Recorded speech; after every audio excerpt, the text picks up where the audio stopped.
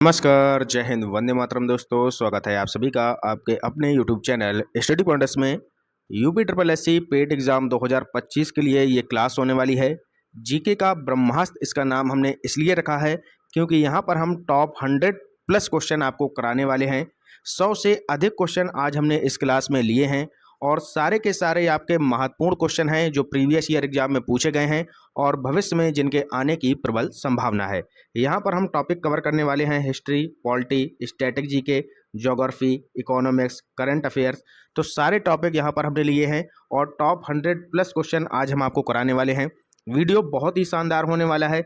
Channel से यदि आप पहली बार जुड़े हैं तो चैनल को सब्सक्राइब कर लीजिएगा, बेल आइकन को प्रेस कर लीजिएगा जिससे कि आने वाली वीडियो का नोटिफिकेशन आपको समय से मिल सके। और अपने साथ एक कॉपी और पेन लेकर जरूर बैठिएगा क्योंकि सारी हम डिटेल आपको बताते जाएंगे और आप अपना नोट करते जाइएगा, ठीक है। और इसकी पीडीएफ हम आपको जो है टेलीग्राम चैनल पर डाल देंगे, वहां से जाकर आप लोग डाउनलोड कर सकते हैं। तो चलिए शुरू करते हैं आज का इम्पोर्टेंट लेक्चर। तो पहला क्वेश्चन आपके सामने यहाँ पर दिया है, किस नदी को सारो ऑफ बंगाल कहा जाता है? बंगाल का शोक किस नदी को कहा जाता है, ये आपसे पूछा गया है। गंगा नदी को, कोसी नदी को, ब्रह्मपुत्र नदी को या फिर दामोदर नदी को? तो यहाँ पर पूछा गया है बंगाल का शोक किस नदी को कहते हैं, तो ये कहा जाता है दामोदर नदी को। ऑप्शन नंबर डी इसका करेक्ट आंसर हो जाएगा। यहीं पर अगर आपसे पूछ ले कि बिहार का शोक किसे कहा जाता है, बिहार का शोक किस नदी को कहा जाता है, तो आपका राइट आंसर क्या हो जाएगा? कोसी नदी को। क्या हो जाएगा भैया? कोसी नदी को बिहार का शोक कहा जाता है, ठीक है। अगर आपसे पूछे कि बंगाल का शोक किसे कहा जाता है तो दामोदर नदी। क्लियर हुआ? आगे चलिएगा अगला क्वेश्चन, क्वेश्चन नंबर दूसरा। भारत में ब्लैक सॉल को किस फसल के लिए सर्वोत्तम माना जाता है? ब्लैक सॉल यानी कि काली मिट्टी की बात यहाँ पर कर रहा है। जो काली मिट्टी है वो किस फसल के लिए सर्वोत्तम है, ये आपसे पूछा गया है। गेहूं, चावल, कपास या फिर दालें? तो जो काली मिट्टी है वो उपयोगी है कपास की खेती के लिए। ऑप्शन नंबर सी, कपास की खेती के लिए ये जो है सर्वोत्तम होती है। क्यों होती है चलिए देख लेते हैं।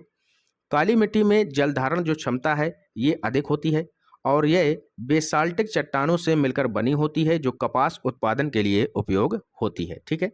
तो सबसे ज़्यादा उपयोगी किसके लिए होगी? कपास की खेती के लिए। कौन सी? काली मिट्टी। क्लियर हुआ? अगला क्वेश्चन, क्वेश्चन नंबर तीसरा। पृथ्वी पर सबसे बड़ी टेक्टोनिक प्लेट कौन सी है? बताइएगा, पृथ्वी पर सबसे बड़ी टेक्टोनिक प्लेट कौन सी है? अफ्रीकी प्लेट, यूरेशियन, प्रशांत या फिर भारतीय प्लेट? तो जो सबसे बड़ी टेक्टोनिक प्लेट है वो है प्रशांत प्लेट। कौन सी है भैया? प्रशांत प्लेट। ऑप्शन नंबर सी इसका करेक्ट आंसर हो जाएगा। प्रशांत प्लेट जो है ये सबसे बड़ी है। इसकी लंबाई आप यहाँ पर देख सकते हैं, यह लगभग 103 मिलियन वर्ग किलोमीटर के अंतर्गत फैली हुई है, ठीक है। यह आपकी सबसे बड़ी टेक्टोनिक प्लेट है और यह प्रशांत महासागर के नीचे स्थित है। क्लियर हुआ? कहाँ पर स्थित है? प्रशांत महासागर के नीचे, ठीक है। अगला क्वेश्चन देखिएगा, झेलम नदी का उद्गम स्थल कहाँ है? बहुत ही अच्छा क्वेश्चन है। झेलम नदी का उद्गम स्थल कहाँ है? वुलर झील, वेरीनाग, अनंतनाग या फिर डल झील? तो झेलम नदी का जो उद्गम स्थल हो जाएगा वो हो जाएगा वेरीनाग। ऑप्शन नंबर बी इसका यहाँ पर सही उत्तर हो जाएगा। वेरीनाग से यहाँ पर ये निकलती है। यहाँ पर आप देख सकते हैं झेलम नदी जम्मू कश्मीर के वेरीनाग से निकलती है जो पीर पंजाल पर्वतमाला में स्थित है। क्लियर हो गया? आगे चलिएगा, कुछ महत्वपूर्ण नदियां हैं जिनके उद्गम स्थल हमने यहाँ पर लिखे हैं, इनको भी आप लोग याद रखिएगा, एग्जाम के पॉइंट ऑफ व्यू से काफ़ी महत्वपूर्ण है। जैसे कि गंगा नदी उत्तराखंड में गंगोत्री ग्लेशियर के पास से गौमुख से निकलती है, ठीक है। यमुना नदी की बात करें तो उत्तराखंड में यमुनोत्री ग्लेशियर से निकलती है। ब्रह्मपुत्र नदी की बात करें तो तिब्बत में अंगशी हिमनद से निकलती है। सिंधु नदी तिब्बत में मानसरोवर झील के पास से निकलती है, ठीक है। नर्मदा नदी की अगर बात करें तो ये जो है मध्य प्रदेश के अमरकंटक पहाड़ी से निकलती है, ठीक है। तो गंगा नदी, यमुना नदी, ब्रह्मपुत्र नदी, सिंधु नदी और नर्मदा नदी ये सारी आपके लिए इंपॉर्टेंट है, ठीक है। आगे चलिएगा, जैसे बात करें अगर हम यहाँ पर गोदावरी की तो महाराष्ट्र में नासिक जिले के पास त्र्यंबकेश्वर के पास पश्चिमी घाट से ये निकलती है, ठीक है। कृष्णा नदी की बात करें तो महाराष्ट्र में महाबलेश्वर के पास से ये एक झरने से निकल रही है। सतलज की बात करें तो तिब्बत में राक्षस ताल से ये निकलती है, ठीक है। कौन सी झील से? राक्षस ताल झील से सतलज नदी निकलती है। क्लियर है? आगे चलिएगा, अगला क्वेश्चन देखिएगा, क्वेश्चन नंबर 5। निम्नलिखित में से कौन सा स्थल विषुवत रेखा पर स्थित है? बताइएगा, निम्नलिखित में से कौन सा स्थल विषुवत रेखा पर स्थित है? इक्वाडोर, इंडोनेशिया, केन्या या फिर उपर्युक्त सभी। तो इसका राइट आंसर हो जाएगा उपर्युक्त सभी। ये तीनों आपके, चाहे वो इक्वाडोर हो, इंडोनेशिया हो, केन्या हो, ये सभी स्थल आपके विषुवत रेखा पर स्थित हैं। यहाँ पर आप देख सकते हैं इक्वाडोर, इंडोनेशिया और केन्या जैसे देश विषुवत रेखा पर स्थित हैं और वहाँ दिन और रात लगभग बराबर होते हैं। ठीक है, आगे यहाँ पर थोड़ी सी बेसिक जानकारी आपको दे देते हैं, यहाँ से भी क्वेश्चन बन जाते हैं। जैसे कि इक्वाडोर की राजधानी क्या है? तो क्यूटो है। ठीक है, यहाँ की जो मुद्रा है वो है अमेरिकी डॉलर। क्लियर है। इसके बाद इंडोनेशिया की अगर हम बात करें तो इंडोनेशिया की राजधानी आपसे पूछी जाती है, तो इंडोनेशिया की राजधानी है जकार्ता और यहाँ की जो मुद्रा है वो है इंडोनेशियाई रुपया। ठीक है, केन्या की यदि हम बात करें तो केन्या की जो राजधानी है वो है नैरोबी और यहाँ की जो आधिकारिक मुद्रा है वो है केन्याई शिलिंग। ठीक है, नैरोबी यहाँ की राजधानी और केन्याई शिलिंग यहाँ की मुद्रा। क्लियर हुआ। अगला क्वेश्चन देखिएगा, क्वेश्चन नंबर 6। कौन सी हवाएं मानसून के दौरान भारत में बारिश लाती हैं? कौन सी हवाएं हैं जो मानसून के दौरान भारत में बारिश लाती हैं? पश्चिमी विक्षोभ, दक्षिण पश्चिम मानसून, उत्तर पूर्व मानसून या फिर स्थलीय पवनें। क्या हो जाएगा इसका राइट आंसर? बताइएगा सभी लोग, क्या होगा? कौन सी हवाएं जो हैं वो मानसून के दौरान भारत में बारिश लाती हैं? तो ये लाती हैं दक्षिण पश्चिम मानसून। ठीक है, ऑप्शन नंबर बी इसका राइट आंसर हो जाएगा। ठीक है, दक्षिण पश्चिम मानसून जो है ये जून से सितंबर तक भारत में भारी वर्षा लाता है, जो कृषि के लिए अत्यंत आवश्यक होता है। ठीक है, आगे देखिएगा अगला क्वेश्चन। ग्रेट डिवाइडिंग रेंज किस महाद्वीप में है? बताइएगा, ग्रेट डिवाइडिंग रेंज जो है ये किस महाद्वीप के अंतर्गत आता है? अफ्रीका, एशिया, ऑस्ट्रेलिया या फिर यूरोप। क्या होगा इसका राइट आंसर? तो ग्रेट डिवाइडिंग रेंज जो है बच्चों ये आता है किसके अंतर्गत? ऑस्ट्रेलिया के अंतर्गत। ऑप्शन नंबर सी ऑस्ट्रेलिया इसका सही उत्तर हो जाएगा। क्लियर है। अगला क्वेश्चन देखिएगा, कौन सी झील एंडोरिक झीलों की श्रेणी में आती है? बताइएगा, कौन सी झील एंडोरिक झीलों की श्रेणी में आती हैं? कैस्पियन सागर, सुपीरियर झील, विक्टोरिया झील या फिर टिटिकाका झील। क्या होगा इसका राइट आंसर? बताइएगा सभी लोग, बताइएगा, कैस्पियन सागर, सुपीरियर झील, विक्टोरिया झील या फिर टिटिकाका। अगर हम बात करें सुपीरियर झील की तो ये कहाँ पर है? तो ये है आपकी नॉर्थ अमेरिका में। ठीक है भैया, कहाँ है? नॉर्थ अमेरिका में। विक्टोरिया झील कहाँ पर है? आपकी अफ्रीका के अंतर्गत आती है ये। ठीक है, और टिटिकाका कहाँ है? पेरू और बोलीविया की सीमा के बीच में। ठीक है, तो यहाँ पर इसका जो राइट आंसर हो जाएगा वो हो जाएगा कैस्पियन सागर। ठीक है, ऑप्शन नंबर ए इसका करेक्ट आंसर हो जाएगा। यहाँ पर आप देख सकते हैं जो एंडोरिक झीलें वे होती हैं जिनका कोई बाहरी निकास नहीं होता है। एंडोरिक झीलें आमतौर पर खारी होती हैं क्योंकि वाष्पीकरण द्वारा झील में छोड़े गए विलेय से छुटकारा पाने में ये असमर्थ होती हैं। कैस्पियन सागर ऐसी सबसे बड़ी झील है। ठीक है, समझ में आ गया। आगे चलिएगा, अब यहाँ पर बात कर लेते हैं सुपीरियर झील की।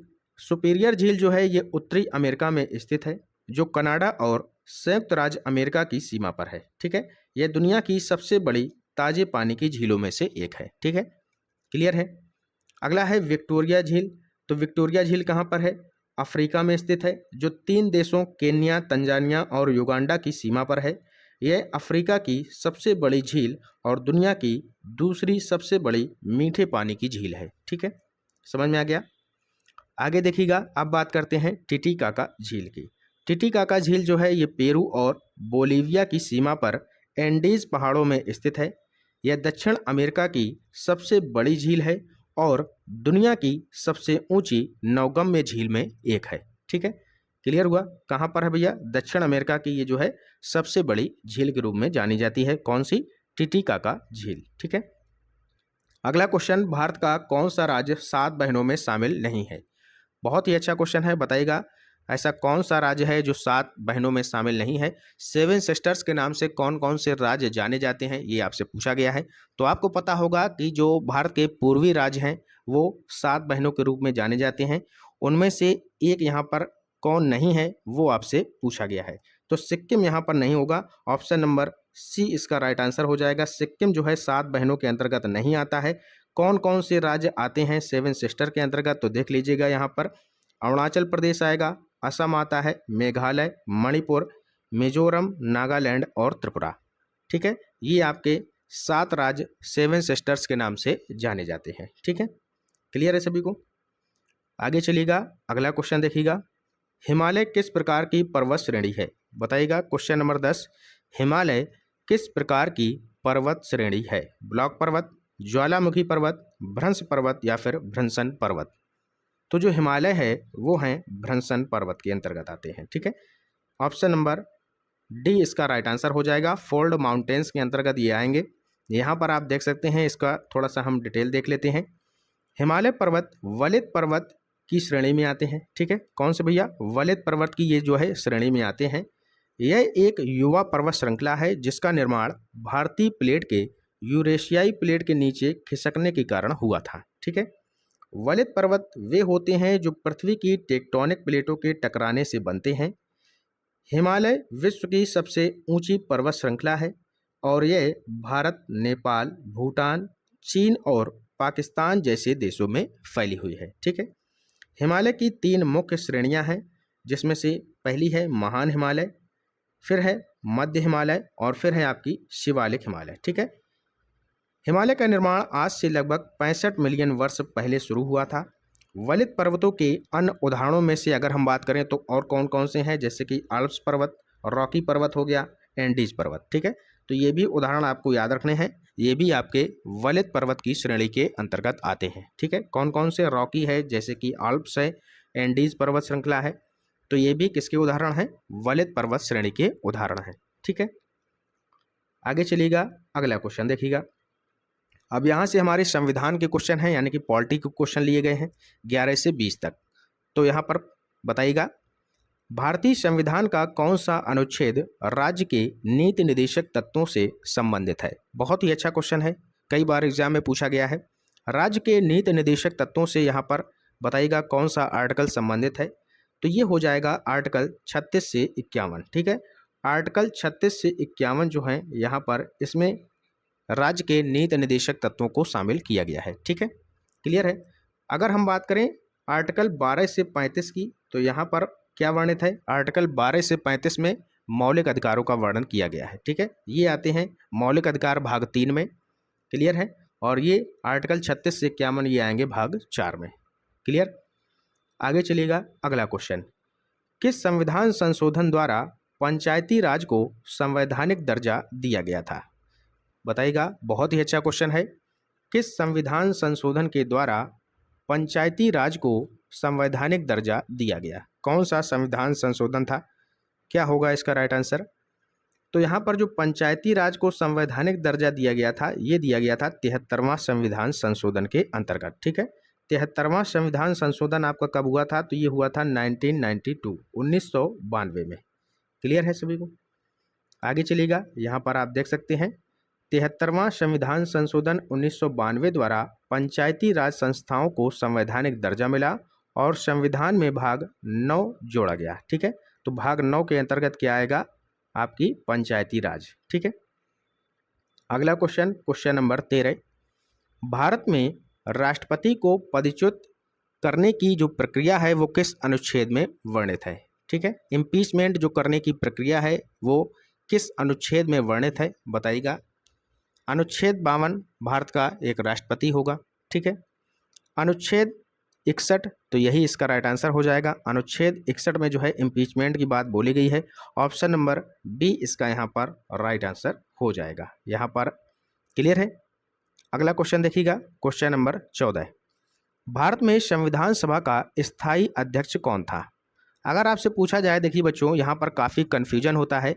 स्थायी अगर आपसे पूछा जाए तो आपका आंसर हो जाएगा डॉक्टर राजेंद्र प्रसाद। ठीक है, स्थायी की यदि बात करी जाए। ठीक है, पहले स्थायी अध्यक्ष कौन थे? डॉक्टर राजेंद्र प्रसाद। ठीक है, अगर आपसे पूछा जाए कि पहले अस्थायी अध्यक्ष कौन थे, अस्थायी अगर आपसे पहला पूछा जाए तो आपका आंसर हो जाएगा डॉक्टर सच्चिदानंद सिन्हा। ये जो नाम लिखा है डॉक्टर सच्चिदानंद सिन्हा, जो पहले अस्थायी अध्यक्ष बने थे संविधान सभा के, और अगर स्थायी पूछा जाए तो डॉक्टर राजेंद्र प्रसाद आपका आंसर होगा। ठीक है, यहीं पर एक क्वेश्चन और याद कर लीजिएगा। अगर आपसे पूछा जाए कि प्रारूप समिति के अध्यक्ष कौन थे, प्रारूप समिति के अध्यक्ष किसे बनाया गया था, तो ये बनाया गया था डॉक्टर भीमराव अंबेडकर को। ठीक है, डॉक्टर भीमराव अंबेडकर को प्रारूप समिति का अध्यक्ष बनाया गया था। संविधान सभा का पहला स्थायी अध्यक्ष पूछा जाए तो डॉक्टर राजेंद्र प्रसाद। संविधान सभा का पहला अस्थायी अध्यक्ष आपसे अगर पूछा जाए तो डॉक्टर सच्चिदानंद सिन्हा आपको लगाना है। ठीक है, क्लियर है सभी को। आगे देखिएगा अगला क्वेश्चन, भारत में आपातकाल लागू करने का प्रावधान किस अनुच्छेद में है, बताइएगा। भारत में जो आपातकाल लागू करने का प्रावधान है वो किस अनुच्छेद के अंतर्गत आता है, ये बताइएगा। अनुच्छेद 352, ये भी आपातकाल के लिए फेमस है, ये भी है, 356 भी है, 360 भी है। तो इसका राइट आंसर हो जाएगा उपर्युक्त सभी, ये आपातकाल के ही अनुच्छेद हैं। ठीक है, अब कौन कब लागू होता है ये भी देख लीजिएगा। अनुच्छेद 352 आपका बताता है राष्ट्रीय आपातकाल के बारे में। ठीक है, अनुच्छेद 356 आपका बताता है राज्य में राष्ट्रपति शासन के बारे में। ठीक है, और अनुच्छेद 360 यहाँ पर बताता है वित्तीय आपातकाल के बारे में। तीनों ये आपातकाल के आपको अनुच्छेद याद रखने हैं, आपके एग्जाम में यहाँ से क्वेश्चन 100% बनता है। ठीक है, तो याद रखिएगा, अनुच्छेद 352 राष्ट्रीय आपातकाल, अनुच्छेद 356 राष्ट्रपति शासन और अनुच्छेद 360 वित्तीय आपातकाल। क्लियर हुआ। आगे चलिएगा, अगला क्वेश्चन देखिएगा, भारतीय संसद के दोनों सदनों की संयुक्त बैठक की अध्यक्षता कौन करता है, बताइएगा। भारतीय संसद के दोनों सदनों की संयुक्त बैठक की अध्यक्षता कौन करता है, क्वेश्चन नंबर 16। तो ये करता है लोकसभा का अध्यक्ष। ठीक है, ऑप्शन नंबर सी इसका राइट आंसर हो जाएगा, स्पीकर ऑफ लोकसभा। ठीक है, भारतीय संविधान के अनुच्छेद 108 के अनुसार दोनों सदनों की संयुक्त बैठक की अध्यक्षता लोकसभा का अध्यक्ष करता है। ठीक है, कौन सा अनुच्छेद, 108, याद रखिएगा। आगे चलिएगा, अगला क्वेश्चन देखिएगा, राज्यपाल को शपथ कौन दिलाता है, राज्यपाल को शपथ कौन दिलाता है, बताइएगा। क्या होगा इसका सही उत्तर, क्वेश्चन नंबर 17। तो सभी को पता होगा, उच्च न्यायालय का मुख्य न्यायाधीश, chief justice of high court. Option number C इसका राइट आंसर हो जाएगा। ठीक है, अगला क्वेश्चन, भारतीय संविधान का सबसे लंबा अनुच्छेद कौन सा है, बहुत ही अच्छा क्वेश्चन है। सबसे लंबा अनुच्छेद कौन सा है ये आपसे पूछा गया है। अनुच्छेद 370, 356, 243 या फिर 371, क्या होगा इसका सही उत्तर, बताइएगा। तो जो सबसे लंबा अनुच्छेद है वो है अनुच्छेद 243, 243। ठीक है, यहाँ पर आप देख सकते हैं अनुच्छेद 243 से लेकर 243O तक पंचायतों और नगर पालिकाओं से संबंधित विस्तृत प्रावधान है, जिससे यह जो आपका खंड है ये सबसे लंबा माना जाता है। ठीक है, यहाँ पर क्या प्रावधान है, पंचायतों और नगर पालिकाओं से संबंधित। ठीक है, अगला क्वेश्चन देखिएगा, भारत का संविधान किस शासन प्रणाली को अपनाता है, बताइएगा। बहुत ही सिंपल क्वेश्चन है, भारत का संविधान किस शासन प्रणाली को अपनाता है, राष्ट्रपति प्रणाली, एकात्मक प्रणाली, अर्ध संवैधानिक प्रणाली या फिर संसदीय प्रणाली। क्वेश्चन नंबर 19, क्या होगा इसका राइट आंसर, तो सभी को पता होगा संसदीय प्रणाली। ऑप्शन नंबर डी इसका करेक्ट आंसर हो जाएगा। ठीक है, यहाँ पर आप देख सकते हैं भारत ने ब्रिटेन की तर्ज पर संसदीय शासन प्रणाली अपनाई है, जिसमें कार्यपालिका विधायिका के प्रति उत्तरदायी होती है। समझ में आ गया। आगे चलिएगा, अगला क्वेश्चन, लोकपाल और लोकायुक्त अधिनियम किस वर्ष पारित हुआ था, बताइएगा। लोकपाल और लोकायुक्त अधिनियम किस वर्ष पारित हुआ था, तो ये हुआ था सन 2013 में। कब हुआ था, 2013 में। यहाँ पर आप देख सकते हैं लोकपाल और लोकायुक्त अधिनियम 2013 में पारित हुआ। यह अधिनियम भ्रष्टाचार के मामलों की जांच हेतु केंद्रीय स्तर पर लोकपाल और राज्य स्तर पर लोकायुक्त की व्यवस्था करता है। ठीक है, केंद्रीय स्तर पर कौन आएगा, लोकपाल, राज्य स्तर पर क्या आएगा भैया, लोकायुक्त। क्लियर है। कब पारित हुआ, 2013 में। अगला क्वेश्चन, क्वेश्चन नंबर 21, यहाँ से आपके इकोनॉमिक्स के क्वेश्चन शुरू होंगे। ठीक है, भारत में मौद्रिक नीति किस संस्था द्वारा बनाई जाती है, बताइएगा। भारत में मौद्रिक नीति किस संस्था द्वारा बनाई जाती है? क्या होगा इसका सही आंसर, बताइएगा सभी लोग। 21 का, तो इसका राइट आंसर हो जाएगा भारतीय रिजर्व बैंक। ठीक है, जो मौद्रिक नीति बनाई जाती है ये बनाई जाती है आरबीआई के द्वारा। ठीक है, अगला क्वेश्चन, क्वेश्चन नंबर 22। भारत में इन्फ्लेशन टारगेटिंग किस अधिनियम के अंतर्गत आता है? बहुत ही अच्छा क्वेश्चन है, बताइएगा। भारत में इन्फ्लेशन टारगेटिंग किस अधिनियम के अंतर्गत आता है?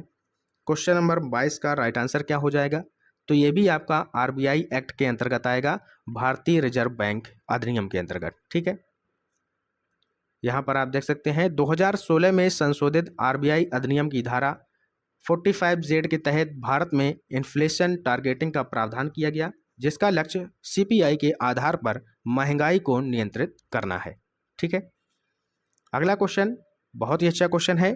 भारत का पहला पंचवर्षीय योजना किस मॉडल पर आधारित था? जो पहली पंचवर्षीय योजना है जो लाई गई थी 1951 में, ठीक है, ये किस मॉडल पर आधारित है ये आपसे पूछा गया है।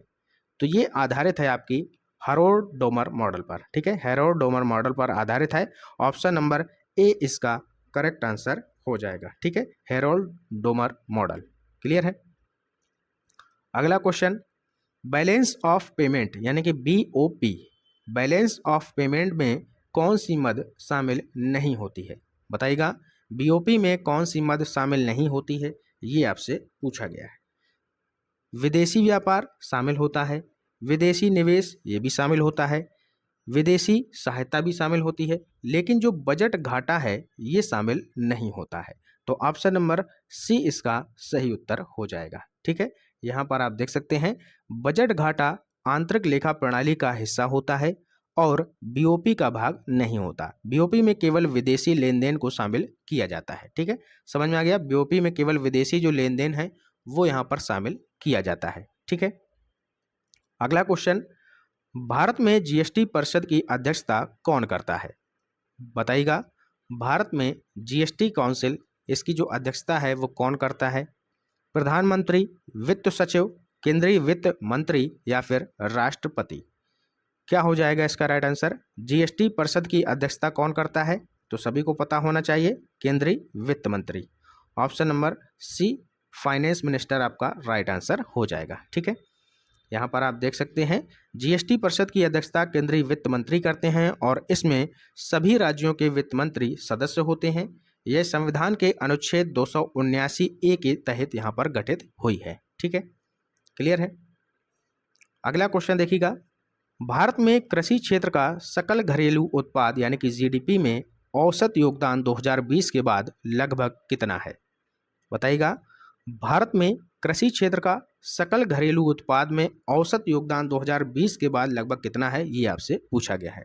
तो ये जो औसत है ये लगभग है 15 से 18%। कितना है भैया? 15 से 18% इसका राइट आंसर हो जाएगा।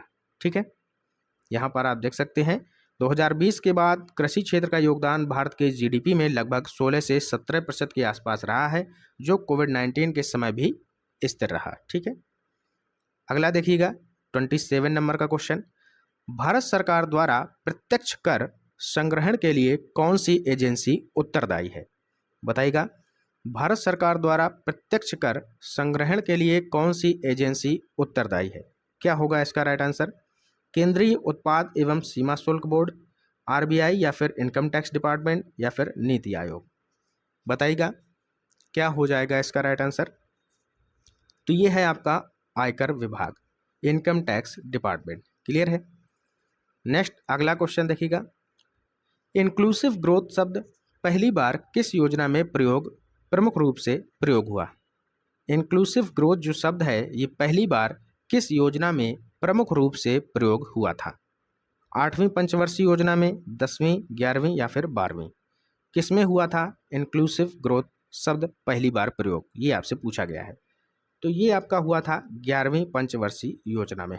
ऑप्शन नंबर सी इसका राइट आंसर हो जाएगा। ये आपकी कब आई थी 11वीं पंचवर्षीय योजना?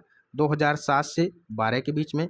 इंक्लूसिव ग्रोथ को प्रमुख रणनीति के रूप में अपनाया गया, जिसमें सबको लाभ पहुंचाने वाली विकास नीति का लक्ष्य रखा गया था। ठीक है, अगला क्वेश्चन देखिएगा, क्वेश्चन नंबर 29।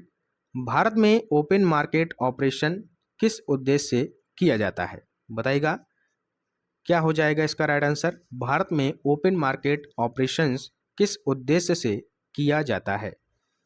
तो ये किया जाता है मुद्रा आपूर्ति को नियंत्रित करने के लिए। ठीक है, किसको भैया? जो मुद्रा आपूर्ति है इसको नियंत्रित करने के लिए ये किया जाता है। ऑप्शन नंबर सी इसका सही उत्तर हो जाएगा। ठीक है, यहाँ पर आप देख सकते हैं OMO का प्रयोग RBI द्वारा बाजार में सरकारी बॉन्ड खरीदने या बेचने के माध्यम से मुद्रा आपूर्ति को नियंत्रित करने के लिए किया जाता है। अगला क्वेश्चन, भारत में ह्यूमन डेवलपमेंट इंडेक्स यानी कि HDI का निर्धारण कौन करता है? बहुत ही अच्छा क्वेश्चन है। भारत में HDI का निर्धारण कौन करता है? इसका फुल फॉर्म भी आप लोग याद रखिएगा, ह्यूमन डेवलपमेंट इंडेक्स HDI। विश्व बैंक करता है, नीति आयोग करता है, UNDP करता है या फिर IMF करता है? कौन करता है ये आपसे पूछा गया है, बताइएगा कौन करता है। अगर हम बात करें वर्ल्ड बैंक तो इसका मुख्यालय कहाँ पर है? वाशिंगटन DC में है भैया।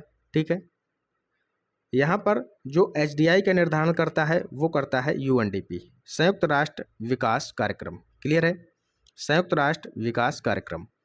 अगला क्वेश्चन है DNA का, यहाँ से आपके साइंस के क्वेश्चन स्टार्ट हो चुके हैं, करिएगा।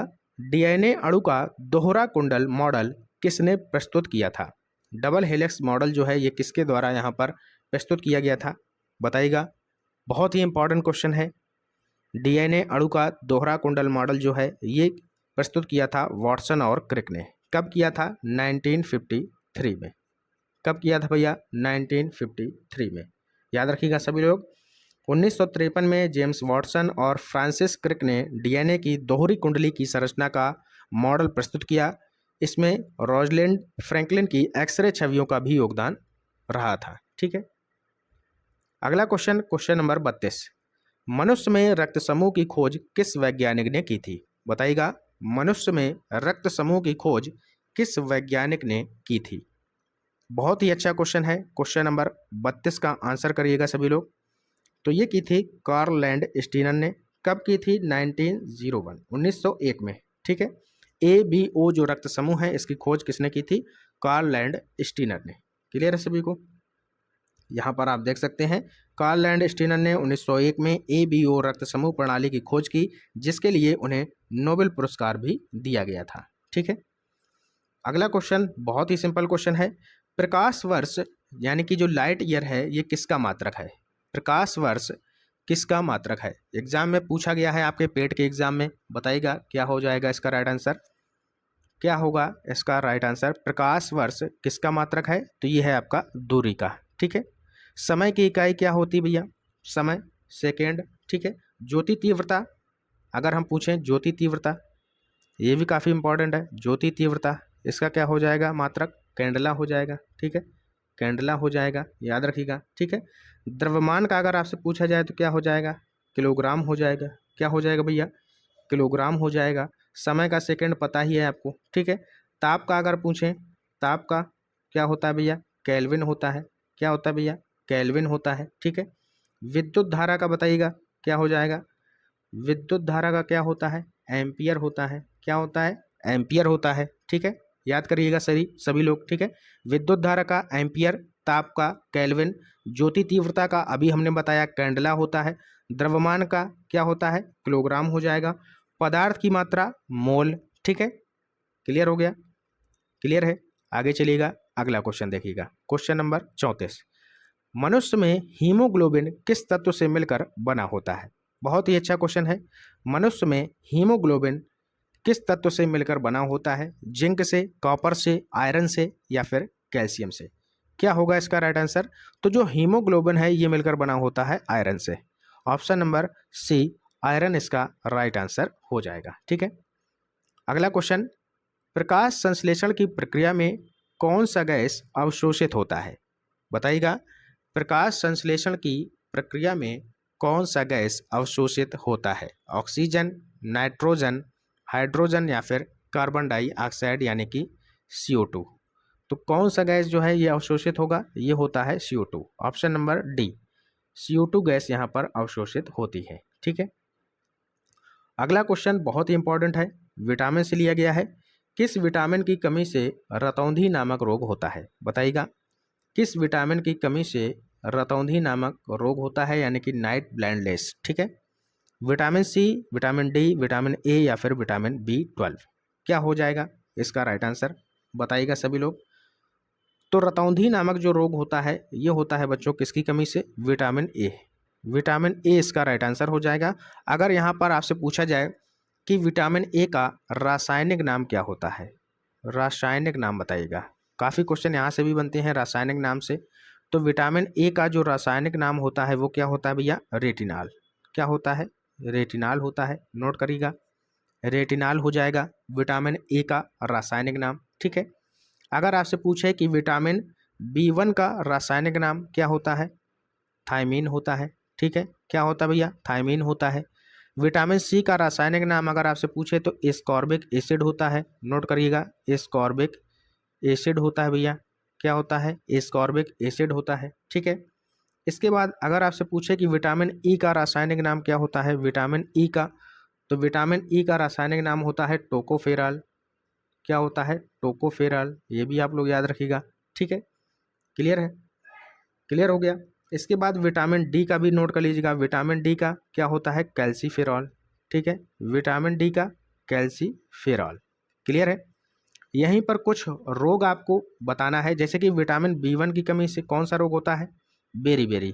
बी से बेरी बेरी। ठीक है, याद हो गया। इसके बाद विटामिन सी से क्या होता है भैया? इसकी कमी से स्कर्वी रोग, स्कर्वी। ठीक है, विटामिन सी की कमी से स्कर्वी रोग, B1 की कमी से बेरी बेरी रोग। क्लियर है? विटामिन डी की कमी से क्या होता है? विटामिन डी की कमी से रिकेट्स नामक रोग, सूखा रोग जिसको बोलते हैं, रिकेट्स। ठीक है, सूखा रोग बोलते हैं विटामिन डी की कमी से। क्लियर हो गया सभी को? क्लियर हो गया। आगे चलिएगा, अगला क्वेश्चन देखिएगा, क्वेश्चन नंबर 37। हाइड्रोजन का कौन सा समस्थानिक परमाणु बम में प्रयोग किया जाता है? बहुत ही सिंपल है, तो ट्रिटियम इसका राइट आंसर हो जाएगा। ठीक है, अगला क्वेश्चन देखिएगा, डीएनए की प्रतिकृति किस एंजाइम की सहायता से होती है? बताइएगा, डीएनए की जो प्रतिकृति है ये किस एंजाइम की सहायता से होती है? तो ये होती है डीएनए पॉलीमर्स। ठीक है, किससे होती है भैया?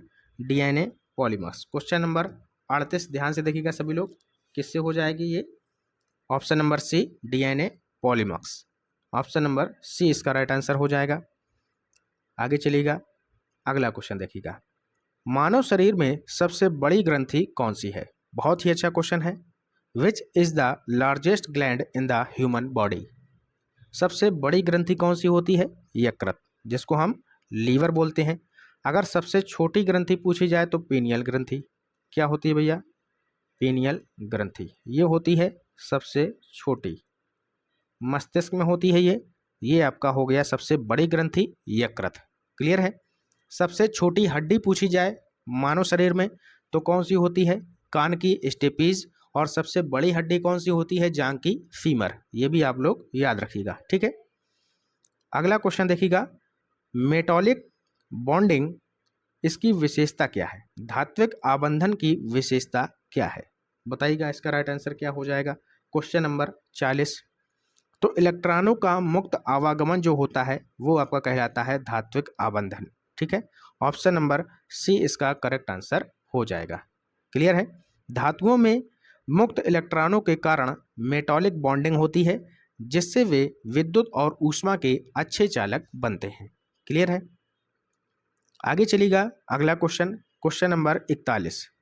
सिंधु घाटी सभ्यता में धार्मिक स्नानागार कहाँ पाया गया? अब यहाँ से आपके जो क्वेश्चन हैं वो सिंधु घाटी सभ्यता से भी लिए गए हैं। ठीक है, बताइएगा, सिंधु घाटी सभ्यता में धार्मिक स्नानागार कहाँ पाया गया है? एक हमने आपको लेक्चर कराया था सिंधु घाटी सभ्यता का, उसका पार्ट 1 हम आपको करा चुके हैं। काफ़ी क्वेश्चन हमने सिंधु घाटी सभ्यता से वहाँ पर लिए हैं, डिटेल में पूरी चर्चा की है। जिन्होंने वो लेक्चर नहीं देखा है तो जाकर आप लोग देख सकते हैं, डिस्क्रिप्शन बॉक्स में उसका लिंक दे दिया जाएगा। ठीक है, यहाँ पर बताइएगा आप लोग, क्वेश्चन नंबर 41 इसका राइट आंसर क्या होगा? धार्मिक स्नानागार कहाँ पाया गया है सिंधु घाटी सभ्यता में? तो ये पाया गया है मोहनजोदड़ो में। ठीक है, कहाँ पर? मोहनजोदड़ो में पाया गया है। ठीक है, अगर हम बात करें जो मोहनजोदड़ो नामक स्थल है, इसकी खोज कब की गई? तो 1922 में की गई। किसके द्वारा? राखलदास बनर्जी के द्वारा। किसके द्वारा भैया? राखलदास बनर्जी के द्वारा। ठीक है, इनके द्वारा यहाँ पर खोज की गई है। और जो मोहनजोदड़ो है ये सिंधु नदी के किनारे स्थित है, सिंधु नदी के किनारे स्थित है। ठीक है, याद हो गया। आगे चलिएगा, यहाँ पर बात कर लेते हैं हड़प्पा की। तो हड़प्पा जो है आपका रावी नदी के किनारे है। इसकी खोज कब हुई थी भैया? 1921 में। किसके द्वारा? दयाराम साहनी के द्वारा, दयाराम साहनी के द्वारा। याद हो गया, 1921 में हड़प्पा स्थल की खोज हुई, रावी नदी के किनारे ही जो है स्थित है। बाकी के आपके जो दो बचे हैं, एक आपका कालीबंगा और एक आपका लोथल, ये दोनों आपके कहाँ पर हैं भैया? ये दोनों आपके राजस्थान में हैं और घग्गर नदी के किनारे स्थित हैं। कौन सी भैया? घग्गर नदी के किनारे स्थित हैं, चाहे वो कालीबंगा हो चाहे वो लोथल हो। ठीक है, क्लियर है सभी को? अगला एक स्थल और याद रखिएगा, धौलावीरा। धौलावीरा ये भी काफ़ी पूछा जाता है। धौलावीरा ये आपका लूनी नदी के किनारे स्थित है। ठीक है, ये भी आप लोग याद रखिएगा। नेक्स्ट अगला क्वेश्चन, सुभाष चंद्र बोस ने भारतीय राष्ट्रीय सेना, इसका जो गठन है ये किस देश में किया था? INA यानी कि इंडियन नेशनल आर्मी, भारतीय राष्ट्रीय सेना का गठन किस देश के अंतर्गत किया था? जापान, जर्मनी, बर्मा या फिर सिंगापुर? क्या हो जाएगा इसका राइट आंसर बताइएगा। क्वेश्चन नंबर 42 का सही उत्तर आपका हो जाएगा सिंगापुर। कहाँ पर किया था? INA इसका गठन किया था सिंगापुर में। ठीक है, अगला क्वेश्चन, भारत में इलाहाबाद संधि कब और किनके बीच हुई थी? बहुत ही इंपॉर्टेंट है। इलाहाबाद की जो संधि है वो किसके किसके बीच में हुई थी बताइएगा। तो ये हुई थी 1765 ईस्वी में क्लाइव और शाह आलम के बीच में। कब हुई थी भैया? 1765 ईस्वी में। कहाँ पर? क्लाइव और शाह आलम के बीच में हुई थी। किसकी संधि? इलाहाबाद की संधि, 1765 में। क्लियर है? अगला क्वेश्चन, गौतम बुद्ध को ज्ञान की प्राप्ति कहाँ हुई थी बताइएगा। गौतम बुद्ध को ज्ञान की प्राप्ति कहाँ हुई थी? तो बहुत ही सिंपल क्वेश्चन है, ये हुई थी गया में, बोध गया में। ठीक है भैया, बोध गया इसका राइट आंसर हो जाएगा। क्लियर है सभी को? आगे चलिएगा, अगला क्वेश्चन देखिएगा, किस मुगल बादशाह ने दीन ए इलाही धर्म की स्थापना की थी? दीन ए इलाही धर्म की स्थापना किस मुगल बादशाह ने की थी, ये आपको बताना है। क्या हो जाएगा इसका राइट आंसर? तो दीन ए इलाही धर्म की स्थापना की थी अकबर ने। किसने भैया? अकबर ने दीन ए इलाही धर्म की स्थापना की थी। तो अकबर इसका सही उत्तर हो जाएगा। यहाँ पर आप देख सकते हैं, अकबर ने धार्मिक सहिष्णुता और सार्वभौमिक धर्म के विचार के तहत 1582 में दीन ए इलाही की स्थापना की थी। कब की थी? 1582 ईस्वी में। ठीक है, अगला क्वेश्चन देखिएगा, 1857 की क्रांति के दौरान बहादुर शाह जफर को किस स्थान पर बंदी बनाया गया था? बहुत ही अच्छा क्वेश्चन है। 1857 की क्रांति के दौरान बहादुर शाह जफर को किस स्थान पर बंदी बनाया गया? दिल्ली में, लखनऊ में, झांसी में या फिर कानपुर? तो ये तीनों गलत हो जाएंगे। दिल्ली में इनको बंदी बनाया गया था। ऑप्शन नंबर ए यहाँ पर दिल्ली इसका सही उत्तर हो जाएगा। ठीक है, अगला क्वेश्चन देखिएगा, महात्मा गांधी ने भारत में सत्याग्रह की शुरुआत सबसे पहले कहाँ की थी? महात्मा गांधी ने भारत में सत्याग्रह की शुरुआत सबसे पहले कहाँ पर की थी? तो ये की थी चंपारण से। ठीक है, ऑप्शन नंबर ए इसका सही उत्तर हो जाएगा। ठीक है, चंपारण से यहाँ पर सत्याग्रह की शुरुआत महात्मा गांधी जी ने की थी। क्लियर है?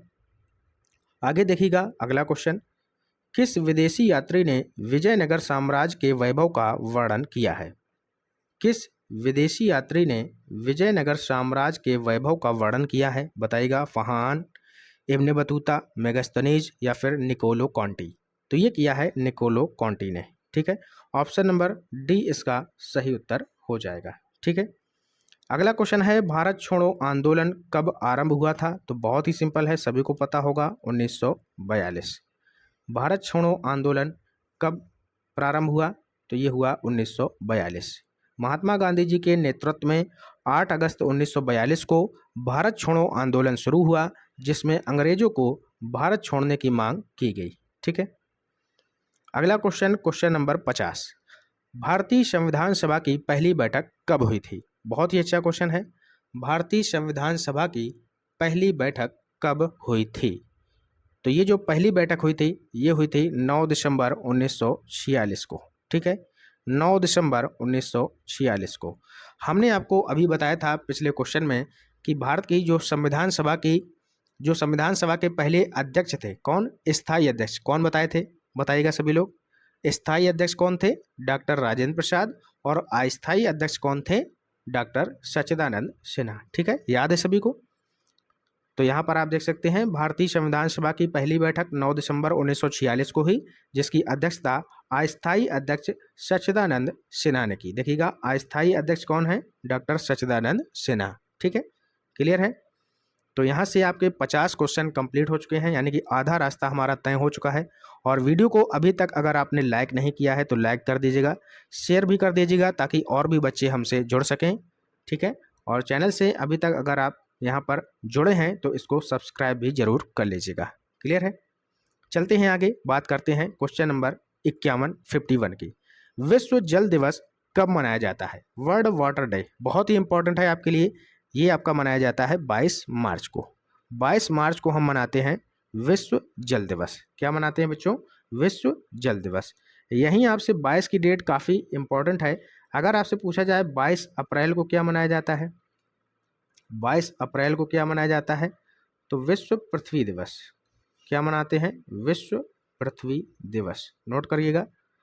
22 मार्च को पूछे तो आपका जल दिवस, 22 अप्रैल को पूछे तो आपका विश्व पृथ्वी दिवस, ठीक है। इसके बाद एक 22 की डेट और याद रखिएगा, 22 मई। 22 मई को पूछे तो क्या होता है, अंतर्राष्ट्रीय विश्व जैव विविधता दिवस, ठीक है, जैव विविधता दिवस, नोट करिएगा, जैव विविधता दिवस। जैव विविधता दिवस कब मनाया जाता है, 22 मई को, ठीक है। तो तीनों डेट आपको याद रखनी है, 22 मार्च विश्व जल दिवस, 22 अप्रैल विश्व पृथ्वी दिवस, 22 मई विश्व जैव विविधता दिवस, ठीक है, याद हो गया, तीनों आपको याद रखने हैं।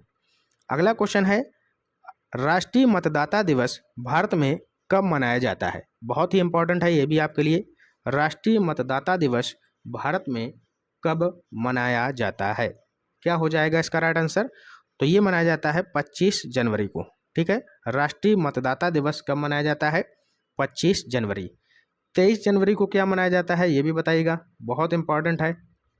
23 जनवरी को मनाया जाता है पराक्रम दिवस, सुभाष चंद्र बोस जी के बारे में, ठीक है। पराक्रम दिवस कब मनाया जाता है, 23 जनवरी को, क्लियर है। अगला क्वेश्चन, विश्व स्वास्थ्य दिवस कब मनाया जाता है, बताइएगा, विश्व स्वास्थ्य दिवस कब मनाया जाता है, वर्ल्ड हेल्थ डे, बहुत ही इंपॉर्टेंट है, बताइएगा ये भी। तो ये मनाया जाता है 7 अप्रैल को। कब मनाया जाता है, 7 अप्रैल को आपका मनाया जाता है विश्व स्वास्थ्य दिवस, ठीक है, क्लियर है सभी को। आगे चलिएगा, यहाँ पर आप देख सकते हैं विश्व स्वास्थ्य संगठन यानी कि WHO की स्थापना 7 अप्रैल 1948 को हुई थी। इसी उपलक्ष्य में हर वर्ष इस दिन को स्वास्थ्य जागरूकता के रूप में मनाया जाता है। तो WHO की स्थापना आपको याद रखनी है 7 अप्रैल कब, 1948 को, क्लियर है। आगे चलिएगा, अगला क्वेश्चन, अंतर्राष्ट्रीय योग दिवस कब मनाया जाता है, अभी हाल ही में आपने मनाया है, याद होगा सभी को। तो ये मनाया जाता है 21 जून को, ठीक है। कब मनाया जाता है, 21 जून को मनाया जाता है। यहाँ पर आप देख सकते हैं इस बार की जो थीम है ये भी आप लोग याद रखिएगा। इस बार की जो थीम है योग दिवस की वो है yoga for one earth one health, यानी कि एक पृथ्वी एक स्वास्थ्य के लिए योग, ठीक है। ये इस बार 2025 की थीम है, ये भी आप लोग याद रखिएगा। यहाँ पर डिटेल देख लेते हैं। संयुक्त राष्ट्र द्वारा 2014 में इसे मान्यता दी गई। 2015 से हर वर्ष 21 जून को यह दिन मनाया जाता है। यह भारत की पहल पर शुरू हुआ था, ठीक है, मोदी जी ने इसकी पहल की थी और 2014 से इसको यहाँ पर मान्यता मिली है, 15 से हमने मनाना शुरू किया है। अंतर्राष्ट्रीय योग दिवस 2025 की थीम अगर हम देखें तो एक पृथ्वी एक स्वास्थ्य, यहाँ इसकी थीम है। इंग्लिश में देखें तो yoga for one earth one health, ठीक है। थीम आपके लिए काफ़ी इंपॉर्टेंट है, इसको आप लोग जरूर याद रखिएगा। अगला क्वेश्चन है विश्व पर्यावरण दिवस, बहुत इंपॉर्टेंट है आपके लिए। विश्व पर्यावरण दिवस कब मनाया जाता है, तो ये मनाया जाता है 5 जून को, ठीक है। 5 जून को हम मनाते हैं विश्व पर्यावरण दिवस, क्लियर है। अगला क्वेश्चन, विश्व एड्स दिवस ये कब मनाया जाता है, बताइएगा। विश्व एड्स दिवस कब मनाया जाता है? सभी लोग बताइएगा। क्वेश्चन नंबर 56 का आंसर क्या हो जाएगा? बहुत ही सिंपल है, 1 दिसंबर को मनाते हैं विश्व एड्स दिवस। ठीक है। अगला क्वेश्चन बहुत ही इंपॉर्टेंट है। राष्ट्रीय विज्ञान दिवस भारत में क्यों मनाया जाता है? राष्ट्रीय विज्ञान दिवस जो है ये भारत में क्यों मनाया जाता है? कब मनाया जाता है? 28 फरवरी को। और ये क्यों मनाया जाता है? तो ये मनाया जाता है सीवी रमन द्वारा रमन प्रभाव की खोज पर इसको यहाँ पर शुरू किया गया था। ठीक है। ऑप्शन नंबर सी इसका करेक्ट आंसर हो जाएगा। यहाँ पर आप डिटेल में देख सकते हैं 28 फरवरी 1928 को सीवी रमन ने रमन प्रभाव की खोज की थी, जिसके लिए इनको 1930 में नोबेल पुरस्कार से सम्मानित किया गया था। और इसी उपलब्धि के उपलक्ष्य में ये आपका यहाँ पर मनाया जाता है राष्ट्रीय विज्ञान दिवस। कब मनाया जाता है? 28 फरवरी को मनाया जाता है। तो ये आपको 28 फरवरी ये भी आप याद रखिएगा। और इनको कब मिला था नोबेल पुरस्कार? 1930 में। ठीक है। अगला क्वेश्चन बहुत ही इंपॉर्टेंट है। अंतर्राष्ट्रीय महिला दिवस कब मनाया जाता है? बताइएगा। अंतर्राष्ट्रीय महिला दिवस कब मनाया जाता है? तो ये मनाया जाता है 8 मार्च को। ठीक है। 28 फरवरी अभी हमने बताया था विज्ञान दिवस, राष्ट्रीय विज्ञान दिवस, याद हो गया सभी को। आगे चलिएगा। नेक्स्ट अगला क्वेश्चन, विश्व मानवाधिकार दिवस कब मनाया जाता है? बताइएगा। विश्व मानवाधिकार दिवस कब मनाया जाता है? तो मानवाधिकार दिवस आपका मनाया जाता है 10 दिसंबर को। कब मनाया जाता है बच्चों? 10 दिसंबर को। ठीक है। नेक्स्ट क्वेश्चन है क्वेश्चन नंबर 60, विश्व जनसंख्या दिवस यानी कि वर्ल्ड पॉपुलेशन डे कब मनाया जाता है? बहुत ही अच्छा क्वेश्चन है। विश्व जनसंख्या दिवस कब मनाया जाता है? तो ये मनाया जाता है बच्चों 11 जुलाई को। विश्व जनसंख्या दिवस कब मनाया जाएगा? 11 जुलाई को मनाया जाता है। ठीक है। अब यहाँ पर और भी देख लीजिएगा, 16 सितंबर को क्या मनाया जाता है? तो विश्व ओजोन दिवस। ठीक है। विश्व ओजोन दिवस कब मनाया जाता है? 16 सितंबर को मनाया जाता है। बहुत इंपॉर्टेंट है आपके लिए। ठीक है। 10 जनवरी यहाँ पर लिखा है, तो 10 जनवरी को क्या मनाया जाता है? 10 जनवरी को मनाया जाता है विश्व हिंदी दिवस। क्या मनाया जाएगा भैया? विश्व हिंदी दिवस। ठीक है। विश्व हिंदी दिवस हो गया आपका 10 जनवरी को। ठीक है। इसके बाद एक और इम्पॉर्टेंट है 9 जनवरी। 9 जनवरी को क्या मनाया जाता है? 9 जनवरी को क्या मनाया जाता है बताइएगा? प्रवासी भारतीय दिवस। ठीक है। ये भी आप लोग याद रखिएगा, प्रवासी भारतीय दिवस मनाया जाता है। ठीक है। इसके बाद 23 जनवरी, ये भी इंपॉर्टेंट है, ये मनाया जाता है पराक्रम दिवस के रूप में। क्या मनाया जाता है? पराक्रम दिवस के रूप में। ठीक है। पराक्रम दिवस यानी कि सुभाष चंद्र बोस की जयंती के रूप में यहाँ पर पराक्रम दिवस मनाया जाता है 23 जनवरी को। ठीक है। याद रखिएगा सभी लोग। क्लियर हो गया। आगे चलिएगा। यहाँ पर आप देख सकते हैं 11 जुलाई 1987 को वैश्विक जनसंख्या 5 अरब यहाँ पर पार हुई थी। उसी के बाद यूएनडीपी ने 1989 में इस दिन को जनसंख्या वृद्धि पर जागरूकता हेतु घोषित किया था। ठीक है। क्लियर हो गया। आगे चलिएगा, बताइएगा अगला क्वेश्चन, घूमर नृत्य किस राज्य का प्रसिद्ध लोक नृत्य है? बहुत ही अच्छा क्वेश्चन है। घूमर नृत्य किस राज्य का प्रसिद्ध लोक नृत्य है? बताइएगा सभी लोग। तो ये जो घूमर नृत्य है ये राजस्थान का प्रसिद्ध लोक नृत्य है। ऑप्शन नंबर बी राजस्थान इसका राइट आंसर हो जाएगा। ठीक है। आगे चलिएगा। नेक्स्ट क्वेश्चन, बिहू नृत्य भारत के किस राज्य में प्रचलित है? बहुत ही अच्छा क्वेश्चन है। बिहू जो नृत्य है ये भारत के किस राज्य में प्रचलित है? पश्चिम बंगाल, उड़ीसा, असम या फिर मणिपुर? तो बिहू नृत्य अगर आपसे पूछ ले तो ये आपका प्रचलित है असम में। ठीक है। असम का बहुत ही फेमस नृत्य है बिहू। इसके साथ साथ यहाँ पर एक और नृत्य है सत्रिया, ये भी काफ़ी एग्जाम में पूछा जाता है, तो ये भी आप लोग याद रखिएगा। सत्रिया लोक नृत्य जो है ये आपका कहाँ का है? असम राज्य का। ठीक है।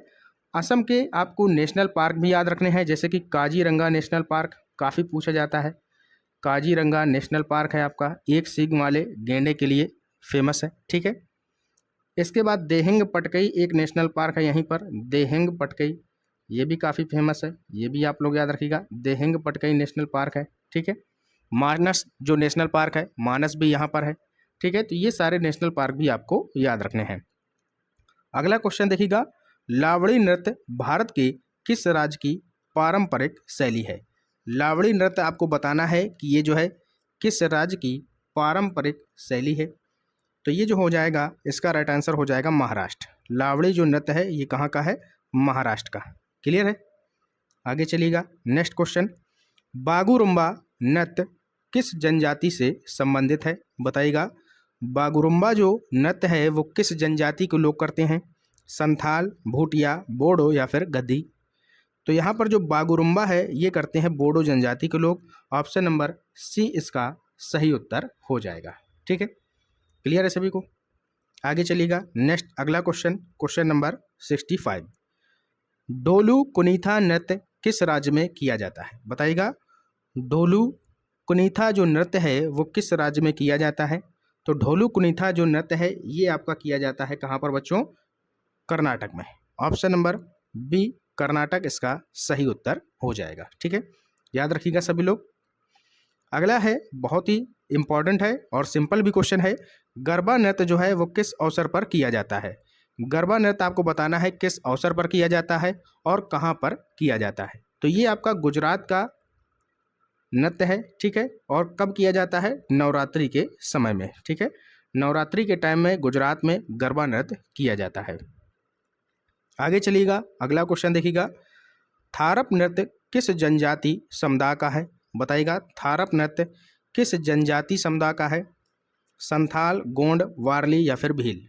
तो जो थारप नृत्य है ये है वारली जनजाति का। ठीक है, ऑप्शन नंबर सी इसका करेक्ट आंसर हो जाएगा। यहाँ पर आप देख सकते हैं थारप नृत्य महाराष्ट्र के वारली आदिवासी समुदाय का लोक नृत्य है जो सामूहिक रूप से किया जाता है और इसमें कृषि जीवन को दर्शाया जाता है। ठीक है, तो वारली आदिवासी समुदाय के रूप में यहाँ पर किया जाता है कौन सा नृत्य? थारप नृत्य। ठीक है, याद रखिएगा, इंपॉर्टेंट है। अगला क्वेश्चन, छऊ नृत्य किस राज्य का युद्ध शैली पर आधारित लोक नृत्य है? तो आपको पता होगा कि जो छऊ नृत्य होता है वो युद्ध शैली पर आधारित एक लोक नृत्य है। तो ये कहाँ का है बताइएगा सभी लोग। झारखंड, पश्चिम बंगाल, उड़ीसा या फिर उपर्युक्त सभी? तो इसका राइट आंसर हो जाएगा उपर्युक्त सभी। ठीक है, ऑप्शन नंबर डी इसका सही उत्तर हो जाएगा। छऊ क्या है भैया? छऊ एक मुखौटा प्रदर्शन लोक नृत्य है जो झारखंड, उड़ीसा और पश्चिम बंगाल के सीमावर्ती क्षेत्रों में किया जाता है। इसमें युद्ध शैली, संगीत और नाट्य समाहित होता है। ठीक है, तो ये जो सभी राज्य हैं आपको याद रखना है, झारखंड, उड़ीसा और पश्चिम बंगाल, इनके जो सीमावर्ती जितने भी क्षेत्र हैं वहाँ पर छऊ नृत्य किया जाता है। अगला क्वेश्चन है, बहुत ही इंपॉर्टेंट है। करगट्टम नृत्य किस राज्य में प्रचलित है? बहुत ही इंपॉर्टेंट है। करगट्टम नृत्य जो है वो किस राज्य में प्रचलित है? बताइएगा। तमिलनाडु, आंध्र प्रदेश, कर्नाटक या फिर केरल? केरल की यदि हम बात करें तो केरल में एक शांत घाटी है जो बहुत ही फेमस है, बहुत पूछा जाता है। साइलेंट वैली कहाँ पर है भैया? साइलेंट वैली कहाँ पर है? केरल में है। ठीक है, केरल में ही आपका एक पेरियार वन्यजीव अभ्यारण्य है, ये भी आपसे काफ़ी पूछा जाता है। पेरियार वन्यजीव अभ्यारण्य है। ठीक है, ये भी काफ़ी पूछा जाता है। क्लियर है? इसके बाद एक क्वेश्चन आपका बनता है कि फूलों की घाटी, फूलों की घाटी किसे कहते हैं भैया? फूलों की घाटी, तो फूलों की घाटी किसे कहते हैं बताइएगा सभी लोग। ये कहते हैं उत्तराखंड को। ठीक है, क्वेश्चन अगर आपसे पूछा जाए कि फूलों की घाटी किसे कहा जाता है तो उत्तराखंड को कहा जाता है। ठीक है, अब बताइएगा इस क्वेश्चन का आंसर। करगट्टम नृत्य जो है वो किस राज्य में प्रचलित है? तो ये है भैया तमिलनाडु में प्रचलित। ठीक है, तमिलनाडु इसका राइट आंसर हो जाएगा। यहाँ पर आप देख सकते हैं करगट्टम तमिलनाडु का पारंपरिक नृत्य है जो देवी मरियम्मन को प्रसन्न करने हेतु किया जाता है। इसमें सिर पर कलश रखकर नृत्य किया जाता है। ठीक है भैया, मरियम्मन एक देवी हैं, इनको प्रसन्न करने के लिए ये जो यहाँ के लोग हैं वो नृत्य करते हैं सर पर कलश रखकर। ठीक है, क्लियर हुआ? आगे चलिएगा, अगला क्वेश्चन बताइएगा। निम्नलिखित में से कौन सा नृत्य हरियाणा का पारंपरिक लोक नृत्य है? हरियाणा का पारंपरिक लोक नृत्य कौन सा है? बहुत ही सिंपल है, फाग। ऑप्शन नंबर सी इसका राइट आंसर हो जाएगा। अगला क्वेश्चन देखिएगा। 2025 में किस साहित्यकार को मरणोपरांत पद्म विभूषण से सम्मानित किया गया? यहाँ से आपके करंट अफेयर्स के क्वेश्चन शुरू हैं। ठीक है, 2025 में किस साहित्यकार को मरणोपरांत पद्म विभूषण से सम्मानित किया गया? तो ये किया गया M.T. वासुदेवन नायर को। M.T. वासुदेवन नायर को यहाँ पर पद्म विभूषण से सम्मानित किया गया था। यहाँ पर आप देख सकते हैं M.T. वासुदेवन नायर मलयालम भाषा के प्रसिद्ध लेखक, पटकथा लेखक और फिल्म निर्देशक थे। उन्हें वर्ष 2025 में मरणोपरांत पद्म विभूषण से सम्मानित किया गया। ठीक है, आगे चलिएगा, अगला क्वेश्चन बताइएगा। वर्ष 2025 में पद्म भूषण से किस वरिष्ठ पत्रकार को सम्मानित किया गया? बताइएगा। वर्ष 2025 में पद्म भूषण से किस वरिष्ठ पत्रकार को सम्मानित किया गया? तो ये किया गया था बच्चों ए सूर्य प्रकाश को। ए सूर्य प्रकाश को यहाँ पर सम्मानित किया गया है। ए सूर्य प्रकाश प्रसार भारती के पूर्व अध्यक्ष रहे हैं। उन्होंने पत्रकारिता और संचार के क्षेत्र में उल्लेखनीय योगदान दिया है, जिसके लिए उन्हें 2025 में पद्म भूषण से सम्मानित किया गया। क्लियर हो गया? आगे चलिएगा, अगला क्वेश्चन बताइएगा। 2025 में किस भारतीय हॉकी खिलाड़ी को पद्म भूषण से सम्मानित किया गया? बताइएगा, किस भारतीय हॉकी खिलाड़ी को पद्म भूषण से सम्मानित किया गया? तो ये किया गया PR श्रीजेश। ठीक है, PR श्रीजेश को यहाँ पर पद्म भूषण से सम्मानित किया गया है। ये पुरुष हॉकी टीम के क्या थे भैया? गोलकीपर थे। ठीक है, आगे चलिएगा, अगला क्वेश्चन। वर्ष 2025 में पद्मश्री से सम्मानित ढाक वादक कौन थे? बताइएगा भैया, पद्मश्री से सम्मानित ढाक वादक कौन थे? फारूक अहमद मीर। कौन थे भैया? फारूक अहमद मीर। सॉरी, फारूक अहमद मीर नहीं, यहाँ पर आपका आंसर हो जाएगा गोकुल चंद्र दास। ठीक है, गोकुल चंद्र दास इसका राइट आंसर हो जाएगा। यहाँ पर आप देख सकते हैं गोकुल चंद्र दास पश्चिम बंगाल के ढाक यानी कि ढोल जैसा जो वाद्य यंत्र होता है वो ये बजाते थे। ठीक है, वादक हैं ये कौन? गोकुल चंद्र दास। और पारंपरिक संगीत के संरक्षण में योगदान के लिए उन्हें पद्मश्री से सम्मानित किया गया। ठीक है, नाम याद रखिएगा, गोकुल चंद्र दास। क्या मिला है इनको?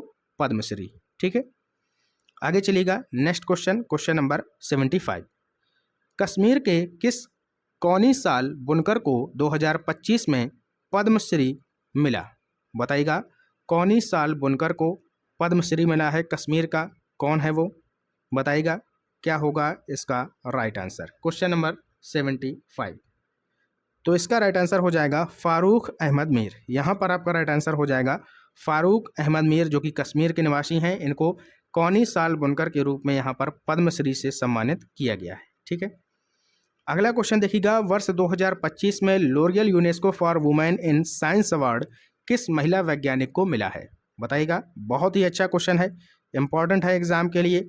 वर्ष 2025 में L'Oreal UNESCO for women in science award किस महिला को मिला? तो ये मिला है भैया किसको? प्रिस्ला बेकर को। किसको मिला भैया? प्रिस्ला बेकर को मिला है। ये आपकी साउथ अफ्रीका की महिला है। ठीक है, ठीक है भैया, साउथ अफ्रीका की महिला हैं, रसायन विज्ञान की ये प्रोफेसर हैं। इनको L'Oreal UNESCO for women in science award दिया गया है 2025 में। ठीक है, यहाँ पर आप देख सकते हैं दक्षिण अफ्रीका की प्रोफेसर प्रिस्ला बेकर को वैज्ञानिक अनुसंधान और रसायन शास्त्र में उनके योगदान के लिए इस प्रतिष्ठित पुरस्कार से सम्मानित किया गया है। रसायन विज्ञान की ये क्या है भैया? आपकी प्रोफेसर हैं। ठीक है, अगला क्वेश्चन देखिएगा। लक्ष्मी नारायण सुब्रमण्यम को 2025 में किस क्षेत्र में पद्म विभूषण से सम्मानित किया गया? पद्म विभूषण से सम्मानित किया गया है किसको भैया? लक्ष्मी नारायण सुब्रमण्यम को। ये क्या है? ये संगीत से संबंधित है। ठीक है भैया, क्लियर है?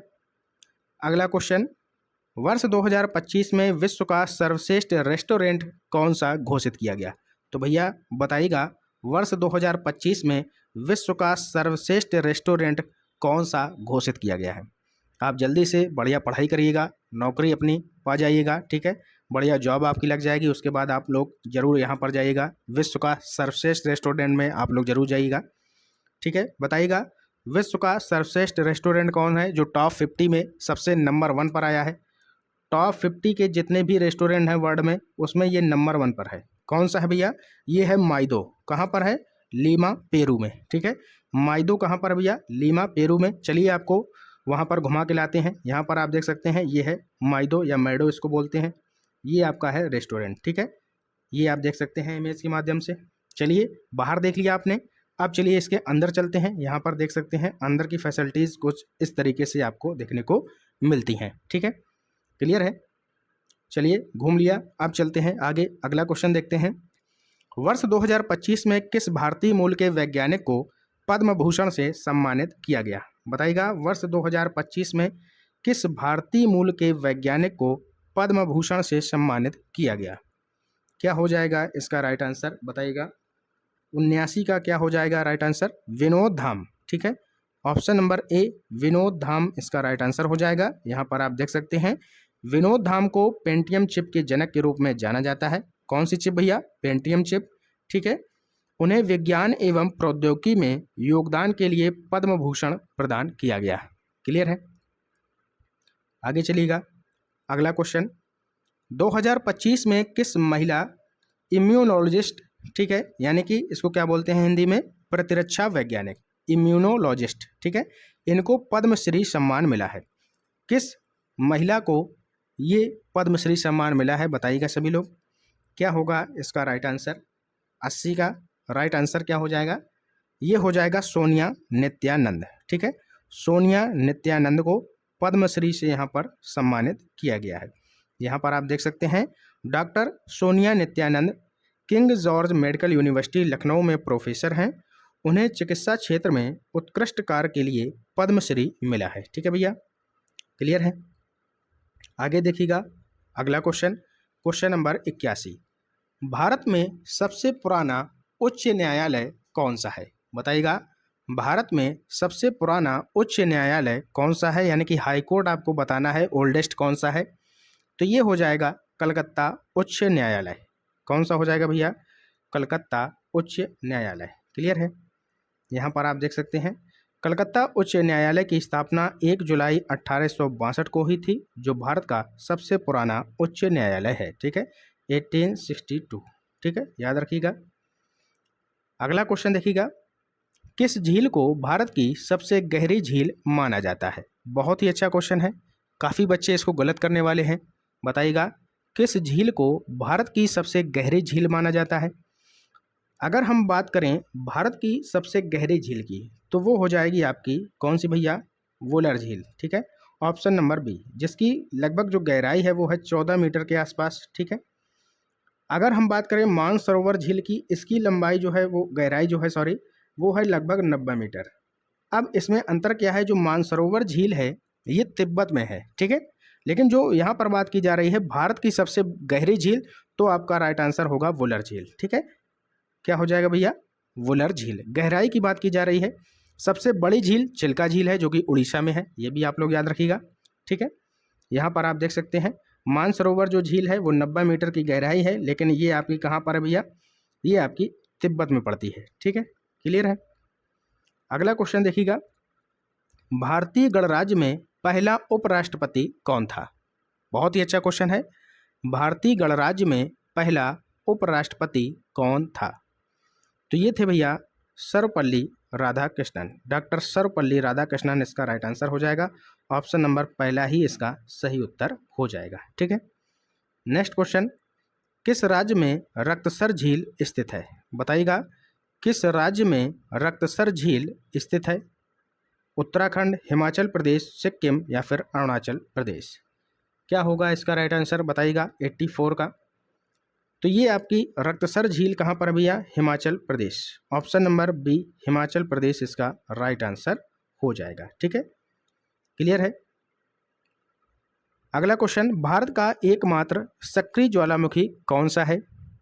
भारत का एकमात्र सक्रिय ज्वालामुखी कौन सा है? ये आपका अंडमान, जो आपका अंडमान सागर है वहाँ पर है, यानी कि जो आपकी बंगाल की खाड़ी है वहाँ पर है। कौन सा है भैया? बैरन द्वीप। ठीक है, बैरन द्वीप जो है एकमात्र सक्रिय यहाँ पर ज्वालामुखी है भारत का। क्लियर है? आगे चलिएगा, नेक्स्ट क्वेश्चन, निम्नलिखित में से कौन सी नदी उत्तर से दक्षिण की ओर बहती है? ठीक है, बताइएगा कौन सी नदी है जो उत्तर से दक्षिण की ओर एक तरीके से बहती है, या हम यूं कह दें पूर्व से पश्चिम की ओर। ठीक है, तो वो है आपकी नर्मदा नदी। अमरकंटक की पहाड़ी से निकलती है मध्य प्रदेश से, और कहाँ पर गिरती है? जाके अरब सागर में। ठीक है, अरब सागर में मिलती हैं जाकर ये सारी नदियाँ, जो यहाँ पर अमरकंटक की पहाड़ी से निकलकर आती हैं। ठीक है, कौन सी हो जाएगी? नर्मदा नदी। ऑप्शन नंबर ए इसका सही उत्तर हो जाएगा। अगला क्वेश्चन है, भारत का शेक्सपियर किसे कहा जाता है? तो बिल्कुल बच्चों वाला क्वेश्चन है, बहुत ही सिंपल है। भारत का शेक्सपियर किसे कहा जाता है? तो ये कहा जाता है कालिदास को। ऑप्शन नंबर बी कालिदास इसका सही उत्तर हो जाएगा। ठीक है, नेक्स्ट अगला क्वेश्चन, भारतीय राष्ट्रीय कांग्रेस के पहले मुस्लिम अध्यक्ष कौन थे? बताइएगा, भारतीय राष्ट्रीय कांग्रेस के पहले मुस्लिम अध्यक्ष कौन थे? वैसे ये तीसरे बने थे, ठीक है, लेकिन मुस्लिम पहले थे। 1887 में ये बने थे अध्यक्ष, ठीक है, भारतीय राष्ट्रीय कांग्रेस के बदरुद्दीन तैयब जी, ठीक है। ऑप्शन नंबर सी इसका राइट आंसर हो जाएगा। और भारतीय राष्ट्रीय कांग्रेस की स्थापना कब हुई थी? 1885 में। ये भी आप लोग याद रखिएगा, ठीक है। यहाँ पर आप देख सकते हैं बदरुद्दीन तैयब जी 1887 में कांग्रेस के तीसरे अधिवेशन के अध्यक्ष बने और पहले मुस्लिम अध्यक्ष रहे थे, ठीक है। क्लियर हो गया। अगला क्वेश्चन, बिश्नोई आंदोलन किस वर्ष शुरू हुआ था? बिश्नोई आंदोलन किस वर्ष शुरू हुआ था? तो ये शुरू हुआ था कब भैया? ये हुआ था 1730 में। कब हुआ था? 1730 में राजस्थान में अमृता देवी और 363 अन्य बिश्नोइयों ने वृक्षों की रक्षा के लिए अपने प्राण त्याग दिए। यह भारत के पहले पर्यावरण आंदोलनों में से एक था, ठीक है। कब? 1730 में अमृता देवी के साथ यहाँ पर 363 अन्य बिश्नोइयों ने यहाँ पर वृक्षों की रक्षा के लिए अपनी यहाँ पर आहुति दे दी थी। तो ये आप बात याद रखिएगा, ठीक है। अगर आपसे पूछा जाए कि पर्यावरण दिवस कब मनाया जाता है, तो हम आपको पहले ही बता चुके हैं, 5 जून को मनाया जाता है, ठीक है, पर्यावरण दिवस। अगर आपसे पूछा जाए कि पहली बार पर्यावरण दिवस कब मनाया गया, तो ये मनाया गया था 5 जून 1973 को। 5 जून 1973 को। ये बात आपको याद रखनी है, ठीक है। अगला क्वेश्चन देखिएगा, निम्नलिखित में से कौन सा स्मारक संगमरमर की प्रेम कविता कहा जाता है? कौन सा स्मारक है जो संगमरमर की प्रेम कविता कहा जाता है? तो सभी को पता होना चाहिए, ये है ताजमहल। कहाँ पर है भैया? आगरा में है, ठीक है। कहाँ पर है? आगरा में है। मुमताज़ की याद में शाहजहां के द्वारा बनवाया गया था, ठीक है। संगमरमर की प्रेम कविता किसे कहा जाता है? ताजमहल को कहा जाता है। अगला क्वेश्चन देखिएगा। अगला क्वेश्चन, प्रधानमंत्री शक्ति योजना का उद्देश्य क्या है? प्रधानमंत्री शक्ति योजना का उद्देश्य क्या है? तो इसका उद्देश्य है कोयले से चलने वाले बिजली संयंत्रों को कोयला आपूर्ति, ठीक है। Option number B. नेक्स्ट अगला क्वेश्चन, स्वामित्व योजना का मुख्य उद्देश्य क्या है? बताइएगा, स्वामित्व योजना का मुख्य उद्देश्य क्या है? तो इसका मुख्य उद्देश्य है ग्रामीण संपत्तियों की डिजिटल मैपिंग, ठीक है। अगला क्वेश्चन, यहाँ पर आप देख सकते हैं स्वामित्व योजना का शुभारंभ 2020 में हुआ था। इसका उद्देश्य ड्रोन तकनीकी के माध्यम से ग्रामीण संपत्तियों का डिजिटल सर्वेक्षण कर मालिकाना दस्तावेज देना है, ठीक है। अगला क्वेश्चन क्या है भैया?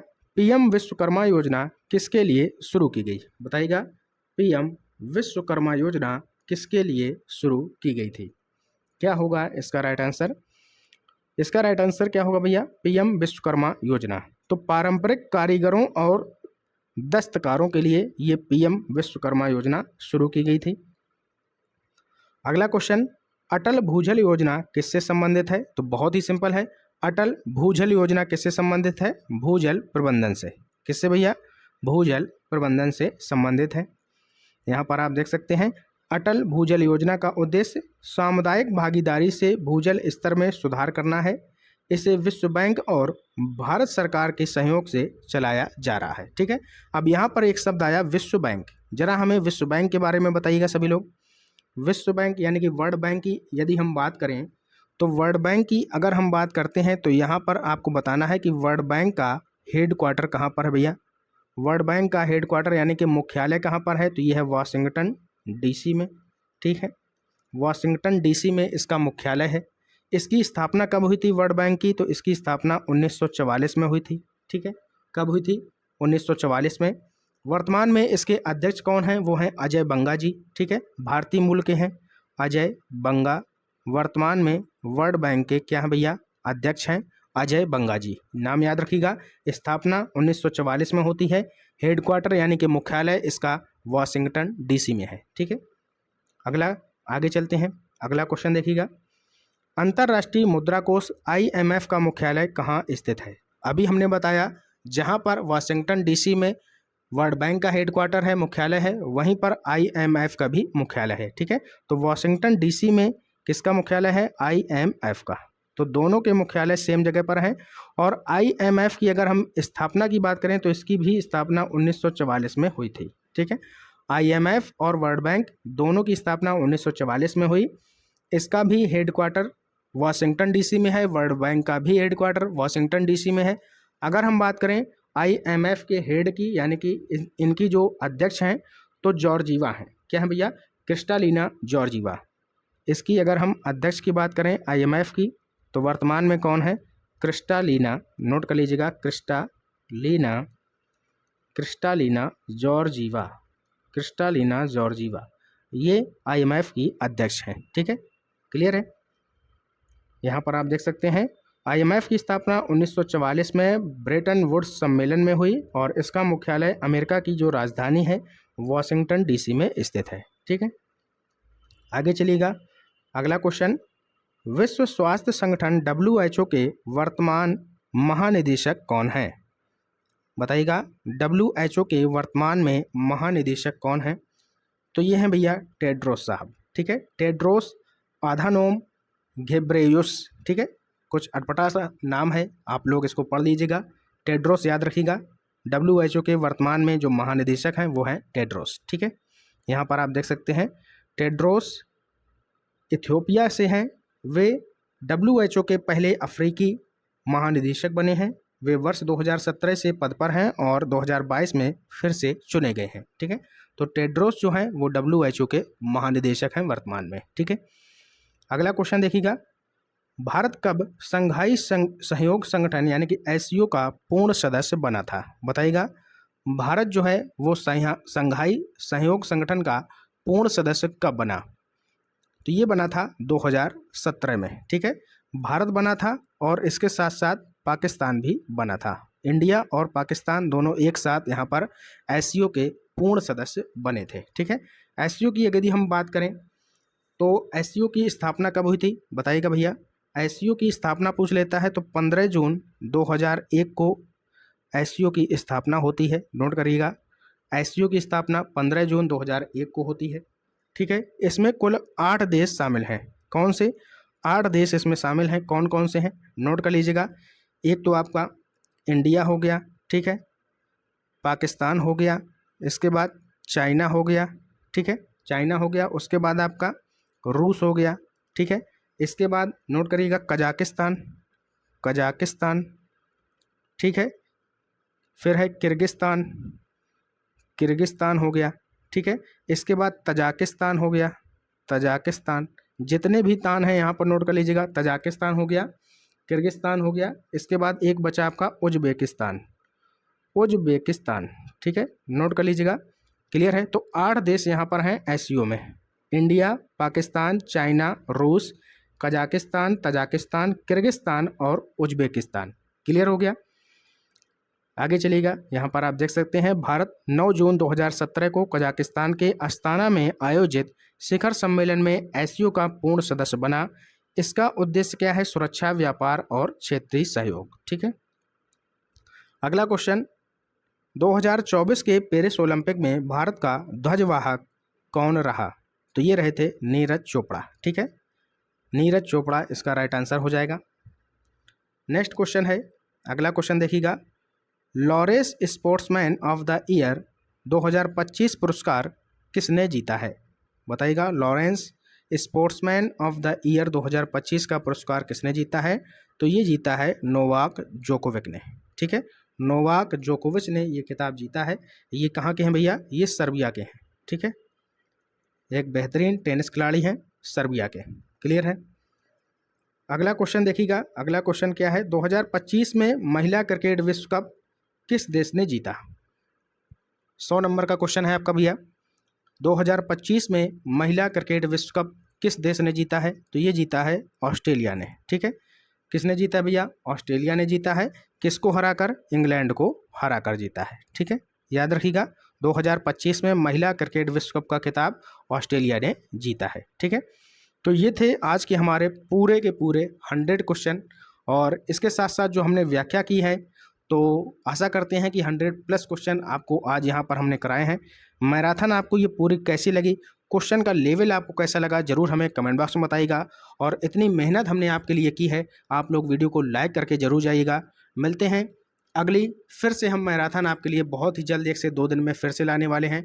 टॉप 100 क्वेश्चन आपको कठिन से कठिन प्रश्न आपको हम कराने वाले हैं। तो वीडियो को लाइक शेयर कमेंट जरूर कर दीजिएगा। कोई भी डाउट हो किसी क्वेश्चन में तो आप हमें कमेंट बॉक्स के माध्यम से पूछ सकते हैं। टेलीग्राम चैनल को अगर आपने ज्वाइन नहीं किया है तो जाकर आप लोग ज्वाइन कर लीजिएगा। PDF आपको इसी टेलीग्राम चैनल पर मिल जाएगी, ठीक है। तो लेते हैं इसी के साथ आपसे विदा। मिलते हैं अगले इंपॉर्टेंट लेक्चर के साथ, तब तक के लिए पढ़ते रहिए, आगे बढ़ते रहिए। जय हिंद, जय भारत।